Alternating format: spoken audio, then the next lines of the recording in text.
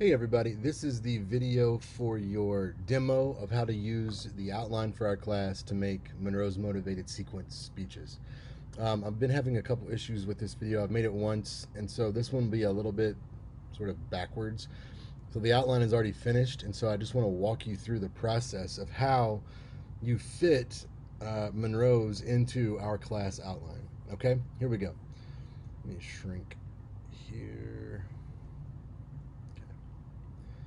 So this is our outline template. It should look familiar. And what I want you to remember is this. If I were making this from scratch, which I did a little earlier, I would open two things. One is a blank document that has our template in it, no other content. And then I would open up separately the informative outline that you've already submitted. So what you can do is see where that informative outline can sort of play two parts and double up. So you'll notice if you go back and look at ours, maybe I even have it still up here. Let me look. Let's see. Yeah, that's the one. So I started with this story, 21,500. What would you do with that money? What about a partial trip? And so here, all I've done is added a little more detail to this. So same amount of money, what would you do? An airline customer paid this for a partial trip between Dallas and Albuquerque, and that's not even first class. What if you suddenly owed this? Could you pay it? What would you do? So we're going with the same idea. Now, when we're talking again, the topic we had last time was that we had this problem with lockdown syndrome or something where people were just acting a fool, basically. You should know more about how people are responding to re entering social life. Life during and after lockdowns is very different than it was before. Not making any arguments in favor or opposed to something, just an observation. Now we get to go full persuasion. So here we have a solution to the problem of people acting this way.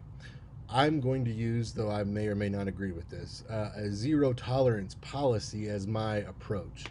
And so, what I have here is, first of all, just an understanding that we're switching from informative to persuasive. So, we're taking that informative topic of life during and after lockdowns to how are we going to handle the negative things we're seeing during this time frame, same time frame. So I've got my statement of purpose. Notice how it changes from the informative. Back over here, it was by the end of this speech, you should know more about how people are responding to this. Now it is, by the end of this speech, you should agree that we need a zero tolerance policy in order to get people to calm down and get back to civil behavior. And then my thesis, Americans need to settle down. So, why would you care about it? You could use the same reasons as before. We said we're all experiencing this reentry, and even more so when we get back to campus, and we will encounter someone who's struggling with this. That would have been fine. I just changed it a little that we're all teetering on the edge of going back into lockdowns. If you think people are acting wild now, just wait and see. And then, two, we're all responsible for getting society back to a civil place. And so then and this is very important, what I've done here is take my main points and those become Monroe's need, satisfaction, and visualization, or problem solution visualization. The first step, as you know, is an attention step. And notice I've got these highlighted. So right there is that step, the first thing you will do. Then when you get to the body, please don't label these verbally like problem, solution, visualization down there highlighted. I just put those in for clarity, just so you know that the second, third, and fourth steps in Monroe are the main points for this speech. So the problem, people are acting a little strange, after this latest round of lockdowns here. Um, we can talk about how these feelings and actions were influenced by lockdowns because we know from our same sources before, people are dealing with mental and physical elements here. And that's the same thing we did here, right? So we also then talked about some examples, the FAA, people acting nuts on airplanes. If you'll remember that, we found that right there. Same thing for this Washington Post article that's getting ready to pop up right there.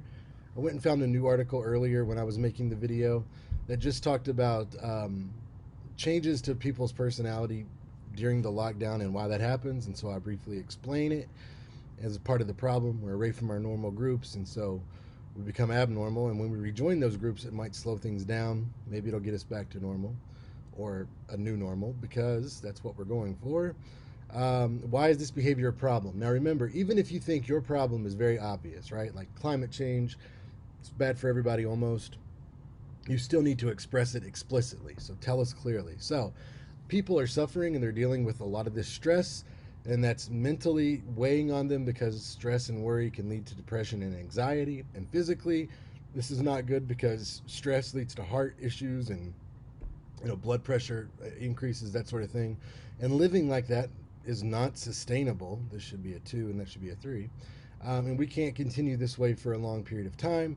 And we want new normalcy, so that if we want to make that happen, we can't wait for it. I mean, we've all heard be the change you seek. And if we want to be a certain place in our country as a society, we need to model that. And if we're not going to take this on, who is? And if we're not going to do it now, then when are we? So then I go ahead and talk about the solution to this. We're collectively unbalanced society, so we need to get to an improved or a better place. And here's my zero tolerance policy. What it is, there's the definition. So if there's unlawful behavior related to COVID, it carries an enhanced charge and punishments are more severe. So first of all, it all needs to be an unlawful behavior. But with that, zero tolerance has no warning. There is a mandatory jail time to be served. With the conviction, doesn't mean a mandatory minimum, just have to go. We know from research that I cite here, Clearinghouse Journal 2004, that zero tolerance policies they work when they're well balanced with other guardrails, like positives. So the government could give us coupons as simple thank yous, if we're wearing masks, or if that's the case, we need to, if we're getting vaccinated, that kind of thing, or if we're just not acting crazy. But they might even give us like a tax break if we are, starting an organization to help those who are, still recovering from COVID, either mentally or physically, something like that. And Division C, to make this come home, because remember, everything needs to relate to Grand Valley.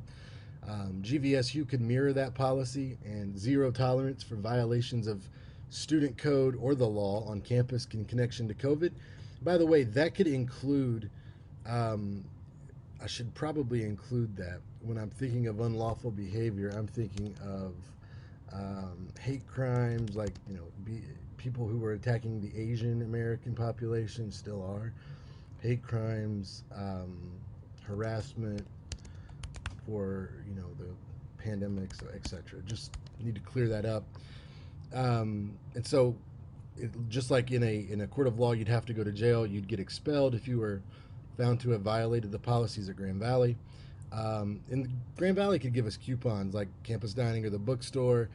We could get cash incentives, that kind of thing. So we need to make this happen. So we're going to start a petition on campus, and then that could get it up the chain to pass the law. So once this is achieved, we have a new normal, and that's our visualization. Remember, we're going right back up here to our body. We had to think about flights as an example. We had to think about being abnormal, acting different and strange, and why it's a problem. We come right back down here. We see it again. Safe flights, back to seeing friends, more comfortable, relaxed lives. And it's a sustainable position for the future. And, I think we could be even stronger than before. But even if this doesn't work, because I know, and this is my refutation, I know some people think this is a waste of time, but at least we could say we tried if it doesn't work. So then I go through, I finish the story, and then the call to action, go to change.org, start a petition today that would urge the government to take action to counter this erratic behavior or COVID-related criminal activity, whatever you wanted to say. So the big takeaways here, you've got the attention getter, you've got problem, solution, visualization, and then at the very end is that call to action. Now, you'll notice that you'll need to add this into your outline. I didn't put it on the normal or the standard template because, it's not always going to be used. If you think about the syllabus for the class, it is already on the evaluation form. So if we scroll down here real quick, boom, boom, boom, boom, boom, should be next. Yep, right there. C2A is in parentheses. So again, it's always meant to be there. It's just not showing up on the outline. So you can just type in C2A and then give us that attention or the call to action. Remember, call to action needs to be immediate, realistic, and just something that is able to be accomplished. Okay, so you don't want to say give a bunch of money to this group, or in 10 years when you're a parent do this. We want to keep it immediate, easy to do, doesn't take a ton of effort. Okay, so I will post this version of the outline up so that you will have it and use that as a model. Feel free to do that. Again, can't tell you how important I think it is that you get your old outline out, that informative outline here, and really use it as much as you can. You can repeat the sources, you can repeat the attention getter. Just make sure that everything now is a little more polished than before if you repeat it. So if you told the story the first time, tell it a little better now. Make some changes. And you see that, I tried to do exactly that. I added on here. I gave some more detail. And remember, more detail means a better story usually. So mess around with this. This will be due at the end of week 5 here. So you've got a full work week to get on this. Definitely use this as a guide. And if you have questions, as always, let me know.